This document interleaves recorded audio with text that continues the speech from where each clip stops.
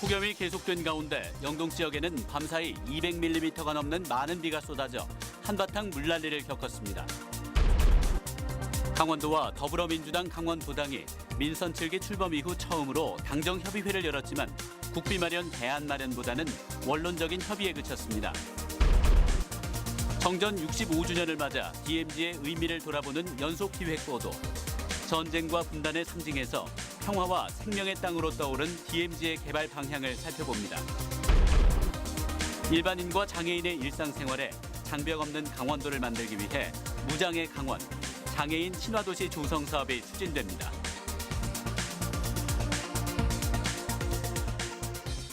시청자 여러분 안녕하십니까? 박수연 앵커의 휴가로 오늘부터 2주간 뉴스데스크 강원을 제가 혼자 진행하는 점 양해 바랍니다. 첫 소식입니다. 오늘도 영서 지역은 35도 안팎의 폭염이 계속됐습니다. 그런데 영동 지역은 지난 밤사이 200mm가 넘는 기습 폭우가 쏟아져 곳곳이 침수되는 등 한바탕 물난리를 겪었습니다. 이훈 기자가 보도합니다.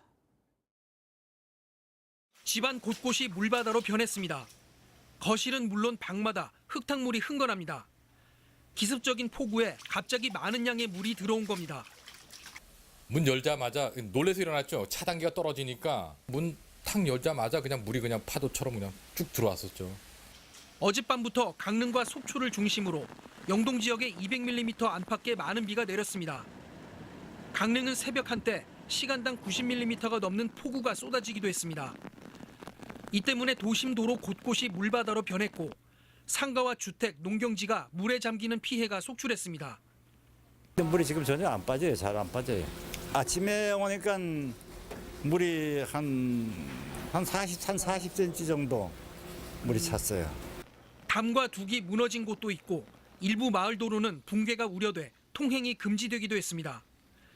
강릉역 대합실은 이른 아침 물이 들어차면서 한바탕 소동을 빚었습니다.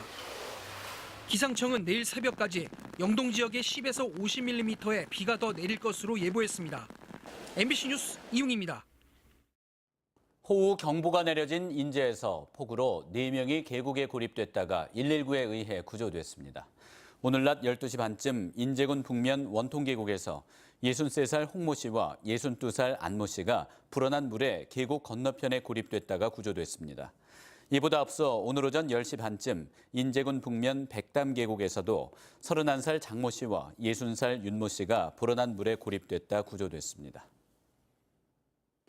강원도와 더불어민주당 강원도당이 민선 7기 출범 이후 처음으로 당정 협의회를 열었습니다.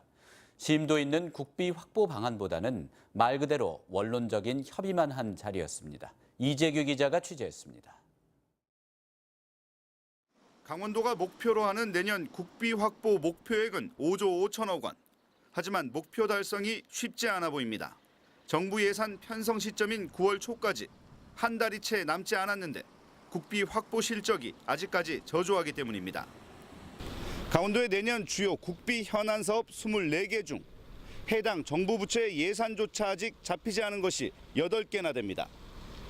예산을 확보하지 못한 사업은 최문순 7기 도정의 핵심인 동해선 철도 건설을 비롯해 춘천 철원 고속도로 건설, 제2 경춘국도 건설과 평창올림픽 성공 1주년 기념행사 등입니다.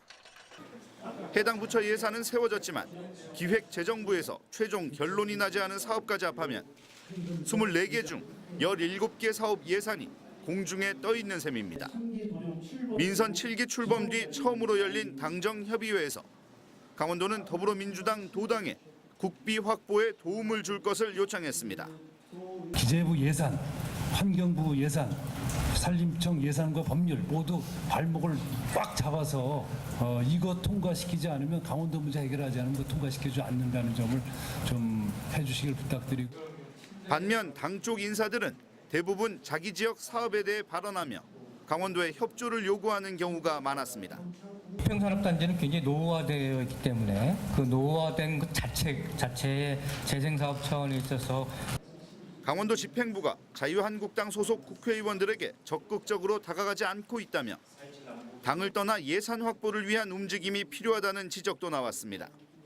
실국장님들이 좀 적극적으로 좀 찾아와 줬으면 좋겠다 하는 얘기를 그 한국당 의원님들이 많은 말씀들을 하시더라고요. 여당이 된 뒤 처음으로 당정 협의회를 연 더불어민주당 강원도당과 최문순 도지사. 회의 시간 2시간 동안 서로 긴밀히 협력하자는 원론적인 얘기만 오갔습니다. MBC 뉴스 이재규입니다. 정전 65주년을 맞아 DMZ의 의미를 돌아보는 연속 기획 보도를 마련했습니다. 오늘은 마지막 시간으로 전쟁과 분단의 상징에서 평화와 생명의 땅으로 떠오른 DMZ의 개발 방향을 살펴봅니다. 김인성 기자입니다. 지난 1953년 정전협상으로 만들어진 비무장지대 DMZ. 65년간 사람의 손길이 닿지 않아 자연 생태 그대로 보존되고 있습니다.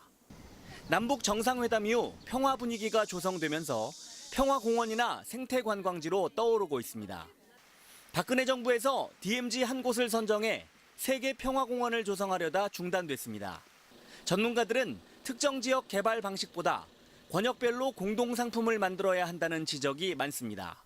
각 지자체별로 할 것이 아니라 공동으로 시도별로 또 우리 시군별로 또 우리 그 중앙부처와 또 한 관광공사 공동의 DMZ의 브랜드 상품을 개발해서 세계적으로 알려야만이 우리나라에서 유일하게 고성군에 있는 DMZ 박물관. 생태 환경 등을 전시물과 영상으로 재구성해 다양한 자료를 보여주고 있고 6월 이후엔 무료로 개관하고 있습니다. 여기에 천혜의 자연환경을 보러 통일전망대를 찾는 관광객까지 늘면서 최근 고성 지역 안보 관광객이 크게 늘고 있습니다. 하지만 노약자들도 10분 넘게 걸어야 관람할 수 있고 주변 즐길 거리가 없어 관광객들의 불편이 큽니다. 고성 DMZ 박물관과 통일전망대는 연간 수십만 명이 찾고 있지만 주변의 즐길 거리나 편의시설은 턱없이 부족한 실정입니다. 식당가도 없고 즐길거리도 없고 그런 부분들이 좀 발전됐으면 좋겠고요. DMZ 박물관은 아이들한테 너무 좀 더 쉽게 설명할 수 있게 접근할 수 있는 그런 공간들을 활용했으면 좋겠습니다. 우리나라 안보 관광객의 95% 이상은 경기 지역에 집중되고 있습니다. 제3땅굴 도라전망대 등 안보관광지의 시작 지점이기도 하고요. 그리고 이곳까지 방문하는 교통이 편리하고 그리고 DMZ 자전거 투어나 생태탐방로 등 직접 체험할 수 있는 안보 프로그램이 준비되어 있기 때문에 이곳을 많이 방문하시는 것 같습니다. 지구촌 마지막 분단지대인 DMZ를 세계적인 평화와 생명의 관광명소로 가꾸려면 안전 문제를 해결하고 중앙정부와 지자체가 함께 준비해야 합니다. MBC 뉴스 김인성입니다. 강원도가 도내 사회복지시설 종사자들의 처우 개선을 위해 수당을 인상하고 보험 가입비를 지원합니다. 강원도에 따르면 다음 달부터 도내 사회복지시설 종사자 복지수당이 월 15만 원에서 18만 원으로 3만 원 오릅니다. 또 모든 종사자에 대해 상해보험 가입비를 한 명당 5천 원씩 지원하고 휴가와 교육 활성화를 위해 대체 인력도 지원하기로 했습니다. 춘천시 농업기술센터는 폭염으로 인한 농축산 분야 피해 예방과 극복을 위해 예비비 3억 1,600만 원을 긴급 투입했습니다. 폭염 피해를 막기 위해 관정과 스프링클러, 냉방시설, 쿨링패드 등을 지원할 계획입니다. 농업기술센터는 폭염과 가뭄 대응 상황실을 설치하고 현장 예찰을 통해 농축산물과 시설, 생육 상황을 점검하는 등 기술 지도를 벌이고 있습니다. 비장애인과 장애인의 일상생활에 장벽 없는 강원도를 만들기 위해 무장애 강원, 장애인 친화도시 조성 사업이 추진됩니다. 강원도는 올해 학교와 공공기관 등 6,400곳에 대한 장애인 편의시설 적정 설치 여부를 점검하고 내년부터 편의시설 개선을 추진하기로 했습니다. 또한 내년 12월까지 도민 참여형 편의정보 제공 사업을 추진해 오는 2020년에는 전 시군에 장애인 편의정보를 담은 편의지도를 제작합니다. 이와 함께 내년부터 2021년까지 3년간 소규모 음식점과 편의점, 약국 등을 대상으로 경사로와 출입구, 자동문 등 편의시설 설치를 지원하기로 했습니다. 홍천군은 축산농가의 폭염 피해를 예방하기 위해 8억 9천여만 원을 들여 사육 환경을 개선하고 가축 영양제를 공급하기로 했습니다. 홍천군은 소 사육 농가의 환풍기 설치에 5억 8,800만 원을 비롯해 양계농가 우레탄 쿨링 패드 설비에 8천만 원, 한돈농가 냉방 설비에 1억 2천만 원을 지원하기로 했습니다. 또 어류 양식장 액화산소 구입에 2,800만 원과 축산농가 영양제 지원에 7,800만 원을 지원할 계획입니다.